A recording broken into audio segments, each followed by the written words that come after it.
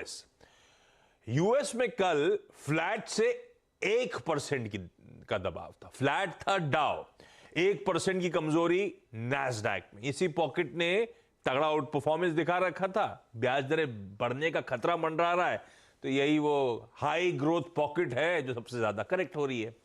पर जब हम कल क्लोज हो रहे थे 3:30 बजे मंडे के सेशन में, उस समय यूएस के फ्यूचर्स 2/3 से 1% दबाव में थे।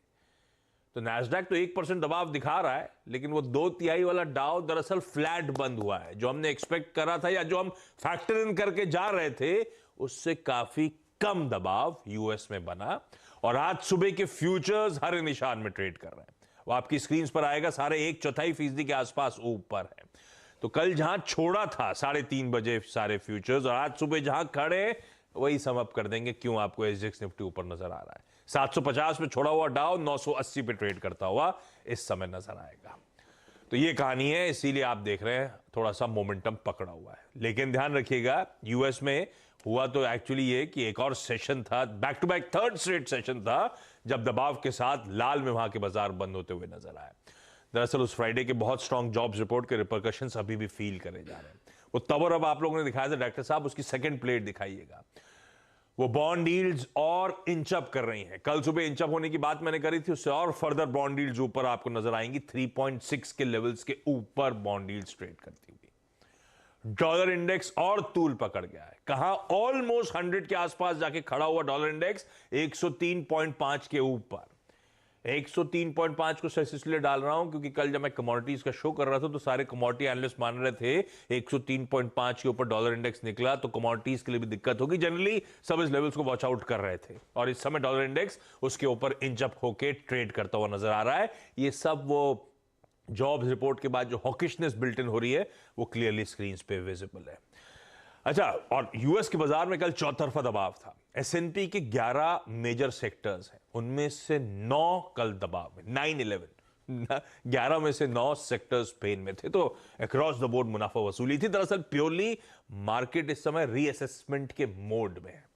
हमने 2023 का आगाज अच्छे बाउंस बैक के साथ होता हुआ देखा था। बैक टू बैक कई सेशंस हमने अच्छी मजबूती के एंजॉय कर रहे थे।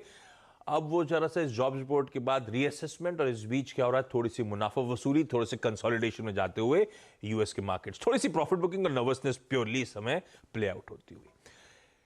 अब सबसे इंपॉर्टेंट इवेंट जो मैंने अपफ्रंट बता भी दिया आपको, जेरोमी पॉवेल साहब की जो स्पीच लाइंड अप है वॉशिंगटन में, उसको दुनिया भर में की नजर है वहां पे रहेगी। क्या कुछ हिंट्स ड्रॉप करते हैं, वो इस तरह की स्ट्रॉन्ग जॉब रिपोर्ट को कैसे रीड कर रहे हैं, वो सब जानने की जरूरत। खैर वो जब होगी आज शाम को, कल सुबह उस पर चर्चा कर ली जाएगी, पर वो इंपॉर्टेंट इवेंट हमारे लिए। दूसरी चीज, कल सुबह मैंने बात छेड़ी थी वो यूएस पे जो बलून की बात हुई थी, Chinese so called weather assistant का बलून, जिसको यूएस कह रहा था सर्विलेंस के लिए यूज करा जा रहा है, और उसको उड़ा दिया गया।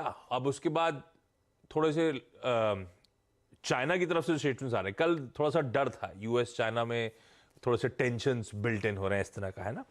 तो चाइनीज फॉरेन मिनिस्ट्री ने स्पेसिफिकली कहा है कि हम सब बोथ साइड्स को काम रहने की जरूरत है, और वो चाइनीज स्पाई बलून नहीं था टाइप्स, तो उनके रिलेशनशिप थोड़े से मतलब जो डिटोरिएट हो रहे थे उसको संभालने की कोशिश हो रही है, अच्छी बात है।